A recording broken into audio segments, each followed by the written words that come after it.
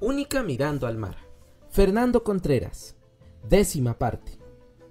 Lo de la clausura del basurero volvió a ser noticia, pero esta vez para iniciar de nuevo el ciclo. El presidente aseguraba que el nuevo relleno comenzaría a funcionar el 1 de junio y los vecinos de Río Azul esperarían hasta el 30 de abril el cierre del botadero, sin bloqueos de calles, sin protestas ni berridos. Sin embargo, la promesa presidencial, fiel a su naturaleza, carecía de todo fundamento. El tratamiento del terreno de la finca en Cabezas de Esparza estaría para el día del coño a eso de las 3. La adecuación del tren para el transporte de basura un poco más tarde y las reparaciones de la vía férrea concluirían al día siguiente. Algunas cabezas pensantes hablaban del reciclaje sistemático como única alternativa para el problema de la basura. Selección obligatoria de los desechos, bolsas diferenciadas, depósitos comunales diferenciados, recolectores diferenciados, días pares para la basura orgánica, días impares para los desechos sólidos, etc. Para educar a la población en pleno del país a semejante disciplina requería un proyecto de al menos 2 generaciones de duración. Mientras tanto, la basura ya habría tomado buena parte del territorio nacional y la grotesca figura no era una desafortunada exageración. De hecho, las redes hidrográficas de la GAM ya parecían gigantescas cloacas a cielo abierto. Los ríos María Aguilar, Torres, Tiribí, Segundo, Grande, Ocloro y Tárcoles y las quebradas Lentisco, Negritos, Bermúdez y Rivera se estaban asfixiando entre las mieles de los beneficios de café, la mierda de todos y los desechos químicos de unas cuantas fábricas. En resumidas cuentas, el país entero corrió la suerte de los pueblos que no saben qué hacer con su basura. Se había convertido en un enorme botadero y no quedaba ya un solo habitante que pudiera jactarse de no tener algo de uso en lo más mínimo de su corazoncito, porque desde hacía años no había quien no buceara en los aires, las aguas y los alimentos contaminados de tanta porquería habida y por haber. Químicos, agroquímicos, pesticidas, aguas negras y demás hierbas aromáticas de las que ya nadie llevaba cuentas. Si el viejo Mondolfo hubiera sabido que más de 10 años después el basurero seguiría ahí donde él lo había encontrado, con seguridad ni se habría tomado las molestias que se tomaba tratando de descifrar la información de los diarios, ni se habría atormentado el alma pensando en el futuro de su familia. Pero el viejo repartía su tiempo entre el trabajo y la telenovela en la que se había convertido lo del cierre del botadero y la apertura del relleno. Una precoz senilidad le estaba cayendo encima. Hasta a los buzos les llamaba la atención su manera de hablar solo, lo crecida que tenía la barba, los saltones que se le habían puesto los ojos. Si seguís así, ahorita te vamos a enterrar. Se le caía el pelo a puños. Ahorita voy a necesitar una peluca. Se le terminó de aflojar el cuerpo en esos meses que llevaba en el precario, que los contaba con cada ojete nuevo que le hacía a la faja de su pantalón. La protesta silenciosa de su cuerpo oscilaba entre la rabia y la resignación, pero al final siempre ganaba la rabia. El viejo tuvo la más disparatada de sus ocurrencias hasta entonces. Se armó de papel y lápiz, que no faltaban en casa de Única, así fuera por pura deformación profesional y no porque sirvieran para nada. Y se sentó a escribirle una carta al presidente de la República.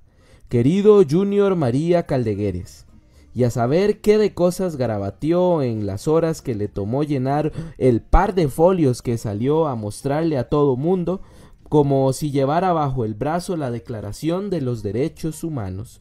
El viejo andaba con una felicidad que parecía como recién tirada a la basura, solo para él. Se lo cuento todo aquí, Única, todo. Le digo que yo conocí a su papá en tiempos de la Revolución, Le cuento de vos, del Bacán, del oso Carmuco, de todos los que vivimos aquí. ¡Qué vergüenza, Momboñombo! Vergüenza da robarle a los pobres. Mira, le digo que nos ayude a buscar trabajo, que somos humildes, que... ¿Y vos sabes escribir todo eso?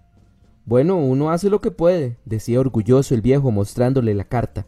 Le digo que los pobres no somos malos. Ese papel es tan viejo. Lo tengo desde que vivo aquí. Esta vez sí me va a poner atención.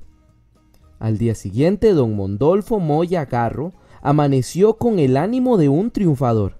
Se levantó tarareando canciones de su juventud, se lavó los dientes y dijo que salía a hacer una diligencia. En el puesto del guarda no se detuvo más que un segundo a saludar. Caminó pasando la mano por la malla metálica del patio de la escuela y saludando a los niños que ni lo volvían a ver. Llegó a la parada del bus de San Francisco, Río Azul, sacó un par de monedas extraídas de la caja chica de Única, esperó los 45 minutos reglamentarios hasta que apareció el anafre destartalado que cubría el servicio de la comunidad. Una vez a bordo, no se percató de las miradas de repudio de los otros pasajeros. El viejo se sentó en el primer asiento, con la intención de hablar con el conductor. «Abuelo, calladito o se me baja». Antes eran más amables. Estuvo a punto de responderle, pero el miedo de que lo bajaran a medio camino derivó en prudencia y se quedó callado. Un barullo se coló por el embudo de sus oídos. Tardó un rato en percatarse de que era música. ¡Música! Todavía existía la música, y él no la escuchaba desde su llegada al precario. Se le mojaron los ojos. Un bolerazo de mis tiempos, como si alguna vez los tiempos hubieran sido suyos. El viaje hasta el centro de San Francisco se le hizo eterno. Se bajó en la parada de la ruta periférica, esperó la media hora reglamentaria hasta que apareció el anafre destartalado que lo llevó, a riesgo de su vida, hasta Zapote, sede de la casa presidencial. Se bajó y caminó despacito, como contractores revolcándole las tripas, hasta que llegó a los portones del edificio. Un grupo de policías fuertemente armados estaba en la recepción. «Buenos días». No hubo respuestas. «Buenos días». Tampoco hubo respuesta. «Disculpen la molestia, caballeros». Severas miradas se dirigieron al viejo. «Es que traigo una carta muy importante para don Junior María». Carcajadas. Nuevo intento de darse a entender. Más carcajadas. Angustia. Indiferencia. «Señores, esto es muy serio». Y así habría transcurrido la mañana entera, de no ser porque la paciencia de los policías se agotó. Uno de ellos recibió el mugriento papel de manos del viejo y le prometió entregarlo personalmente al primer mandatario de la República. Mondolfo, muy confundido pero todavía optimista, emprendió el regreso a casa. A pie. El precio de un pasaje era exorbitante para un buzo. Un par de horas más tarde estaba de nuevo en casa, donde encontró a Única desconsolada porque su marido la había abandonado. «¿Vos querés volverme loca?». Ella había pasado toda la mañana pensando lo peor, pero cuando él le contó lo de la entrega de la carta, ella lo perdonó de la jodida lástima que sintió por él. «Caldegueres nos va a responder pronto, estoy seguro». Grande, pero efímero impacto provocó entre los dos de a bordo la osadía de Mondolfo. Ese hombre ahí, donde lo ve, es de armas tomar. Ese día, el viejo escarbó entre la basura como si estuviera labrando la tierra. Única habló con él sinceramente. «Ahora que ya te fuiste a dejar la carta, prométeme que te vas a sosegar, que vas a dejar de andar por ahí con cara de bobo, pensando solo en desgracias». Él aceptó. Estaba seguro de que la respuesta no tardaría más de un mes en llegar. De la ola fría de febrero, sin primaveral transición alguna, se pasó directamente a los calores de marzo. El Bacán apenas se recuperaba de su enfermedad. Había quedado flaco y amarillento, débil, desganado, decían ellos. Sin que el chico escuchara, Única le contó a su marido cómo, en un frente frío como el que acababa de pasar, así y sin que nadie se percatara sino hasta varios días más tarde, una anciana, vecina del lado del basurero que daba a la autopista, había muerto de muerte extraña. La vieja sabía que algo le estaba pasando en las piernas o en algún lado, porque cada vez le costaba más mover cualquier parte de su cuerpo. Tal vez tenga suerte y me esté muriendo, se le escuchaba decir cuando subía desde las bases del puente hasta la carretera, cuando bajaba con su bolsa casi vacía de lo que había deparado la jornada. Por eso los de debajo del puente decidieron trasladarse el tugurio para arriba, al lado de la carretera. Lo hicieron porque ya daba lástima ver a la anciana cuesta arriba y cuesta abajo, con su saco de dolencias y su bolsa vacía. Estaba muy vieja para esos trotes, y era sola. Ella lo agradeció con el alma. ¿Para qué lado le ponemos la casa? Viendo a la pista, dijo sin dejar pasar la primera y última oportunidad de su vida a pedir un gusto. Con su casa a escasos metros del carril este-oeste de la autopista, bastaba con dejar la puerta abierta para entretenerse viendo la marcha de colores que dibujaban los autos a su paso. Puerta cerrada, de noche, el ronroneo de los motores le ayudaba a conciliar el sueño.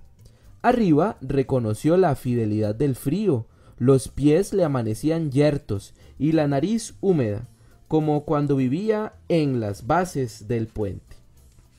Una noche, un calorcito como venido del cielo le empezó a calentar los pies. Se acurrucó entre sus gangoches sin despertarse y tuvo la madrugada tibia que no había tenido en años. Despertó bastante más tarde de lo acostumbrado y disfrutó aún un buen rato más de aquel milagro inexplicable, hasta que inició el lastimero ritual de levantar su cuerpo que ya no daba para más. Cuando logró sentarse, bajó la mirada. Se quedó inmóvil. Pasado el susto, río del milagro, una zorra había parido en los gangoches, exactamente entre sus pies, y con el celo de madre amamantaba a sus 6 crías, y le gruñía a ella cada vez que percibía un ligero movimiento. A los días, alguien advirtió que a la vieja no se le veía desde hacía rato. La encontraron rígida, con la mirada clavada entre los zorritos. La zorra no estaba, pero no tardó en llegar. Los motores ronroneaban impávidos a escasos metros de la puerta. Un calor de marzo comenzó a reventar el suelo del basurero. Una red de grietas dejaba escapar gases del subsuelo. Mondolfo se alegró tristemente de que aún su olfato fuera capaz de percibir algo. Por supuesto, no lo que él habría deseado. Daba la impresión de que todo se derramaría de pronto. Los opilotes flotarían como manchas de petróleo en el mar de basura que bajaría como en un súbito deshielo, llevándose a su paso el país entero. Puta calor, de veras que prefiero la lluvia. Vos nunca estás contento, ¿verdad, Momboñombo? Todo lo putrecible que llegaba al basurero aceleraba su proceso, dejando enormes pérdidas a los buzos. Las moscas se reproducían al infinito, y la película de mugre en piel de los buzos se agrietaba como el suelo. En esa época el castigo ancestral de la sed caía sobre la comunidad del basurero con más saña que el del hambre. Al oso Carmuco, ni Única con su tono imperativo lo hacía ponerse un trapo púrpura. Es que un cura no anda sin camisa, ni en pantalones cortos, por más calor que haga. Un hervidero parecía el cono de la colina. No refrescaba ni por las noches y los buzos salían a dormir a cielo abierto porque las latas de zinc de sus techos y paredes se volvían un horno cruel. La desesperación por el agua desperdigaba a la comunidad por los barrios cercanos. Cuando podían, los buzos bebían directamente de los grifos de los jardines. Después llenaban sus cubetas y huían. La desesperación era más efectiva tarde por las noches, cuando la gente dormía y no escuchaba a los ladrones de agua y no salía a correrlos. Algunos vecinos quitaban la mariposa del grifo para evitar el hurto, pero los buzos solían andar armados con sus propias mariposas de emergencia. Un poco de agua no se le niega a nadie. Pues ya ve que ni a eso tenemos derecho. Cuando el presidente nos busque trabajo, nos vamos a comprar una casita con jardín y todo. ¿De qué estás hablando? Pues de lo de la carta, cuando el presidente la lea, nos va a ayudar y marzo, perecedero y biodegradable, alcanzó el promedio de vida de un mes cualquiera y murió en el basurero, dejándole a Abril sus tareas inconclusas. A su sepelio acudió la multitud de buzos de siempre, un cortejo de más de 100 carrozas recolectoras, y los opilotes vistieron el luto rígido de toda una vida de duelo. Y el nuevo mes hizo su entrada triunfal con un titular de espanto: Río Azul cerrará el relleno el 30 de abril. La respuesta a la carta no llegó. ¿Quién lo diría? Fueron los guardas. Ellos no le dieron la carta a don Junior María porque si se la hubieran dado, y si sí se la dieron, ¿no será que pusiste alguna grosería en la carta y el presidente se resintió con vos? En abril, el calor comenzó a ceder un poco. Los presidentes de antes salían a hablar con la gente. ¿De cuáles presidentes estás hablando? ¿De los de antes? ¿Y no has pensado que tal vez Caldegueres sí leyó tu carta pero no te quiso contestar? ¿Y vos crees que él haría una cosa así? Si él viniera un día a hablar con los pobres, si viera cómo vivimos, si supiera las necesidades que pasamos. Única no tuvo el valor de revelarle su convicción de que el presidente sí había tenido noticias de la carta. Y en efecto, él supo algo de un papel que un mendigo llegó a dejarle, como rezaba la versión de los policías, que se lo entregaron como pensando en hacerlo reír. Pero esas evidencias de pobreza en el país no le hacían ninguna gracia al primer mandatario, y cada vez que veía a un pobre se largaba el mismo rollo de que no eran pobres, sino que se hacían los pobres, porque si a alguien le alcanzaba para comer puré de malanga, no tenía por qué sentirse pobre, como se lo había hecho saber al pueblo en uno de sus célebres mensajes de la presidencia, en los que se esforzaba por llevar al pueblo al sentido común, aconsejándole renunciar a los conocimientos superfluos, residuos de un sistema educativo obsoleto. ¿Matemáticas? ¿Para qué?, decía el autodenominado toro sabio en su esfuerzo por guiar a la manada nacional, consolidada en una sola tendencia política después del famosísimo pacto Caldegueres que firmara él consigo mismo. ¿Cuándo a alguien le ha ido bien en la vida por saberse de memoria las capitales del mundo?, clamaba emotivamente, devanándose el seso en busca de la mejor manera de explicarse ante una ciudadanía que, en su criterio, pensaba con la lógica de los retardados mentales. ¿Para qué violines sin empresarios?, proclamaba solemnemente, instando a los escultores a erigir estatuas a los miembros de la Cámara del Comercio y a los poetas a cantar sus egregias memorias. Ciudadanos que nos representan en programas internacionales, es lo que necesita el país, apuntaba el gran hermano, cerrando el puño como si apretara una pelota de silicón. El papel mugroso con los garabatos de don Mondolfo Moya Garro ondeaba en su mano. Lo arrugó y lo depositó personalmente en el basurero de su oficina sin ojearlo siquiera y dando por cerrado el caso del mendigo. Y en abril comenzó el fin del mundo. Todo estaba consumado. El relleno cerraría sus puertas para siempre el 30 a las 3 de la tarde. O los vecinos de Río Azul lo cerrarían por la fuerza y bloquearían el acceso de camiones recolectores. Conforme a lo acordado con el gobierno, las comunidades vecinas se lavaban las manos. En adelante no serían nunca más su problema las toneladas de basura que la GAN producía día con día. El documento había sido firmado por los ministros de la Presidencia, de Recursos Naturales, de Energía y Minas y de Seguridad, y establecía que el incumplimiento de cualquiera de los puntos ahí estipulados sería motivo para la anulación de ese convenio, quedando la parte afectada exonerada de toda responsabilidad. No obstante, el ministro de la Presidencia hizo el reconocimiento público que el documento firmado con los vecinos sería sometido a un estudio por parte de la Comisión de Notables, con el fin de determinar posibles anomalías. La noticia cayó como un misil entre las comunidades. Los dirigentes ratificaron la intención de sus representados de finiquitar el asunto de acuerdo con lo firmado, y el ministro de Seguridad amenazó con echar mano a la fuerza pública si los vecinos llegaban a lesionar algún derecho público, como la libertad de tránsito, pensando seguramente en la libertad de tránsito de los camiones recolectores. El gobierno solo se burla de nosotros. El gobierno se burla de todo el mundo. Todo el país estaba al tanto de la imposibilidad del gobierno para resolver el problema de la basura.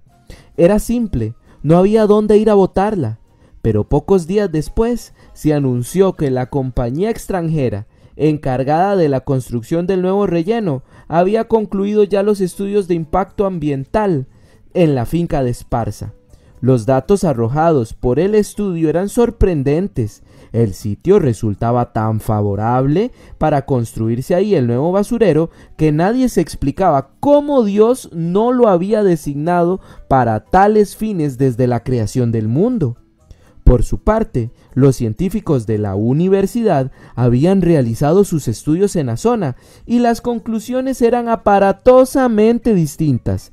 El relleno estaría ubicado tan lejos de la ciudad como ningún otro en el mundo, lo que aumentaría sensiblemente los costos de la recolección de basura para los ciudadanos. Además, afectaría gravemente el equilibrio ecológico de la zona y sus alrededores, los intereses turísticos de varias comunidades y un sinfín de inconvenientes. La salida había sido política, no científica. Por eso, el gobierno insistía en mantener la elección.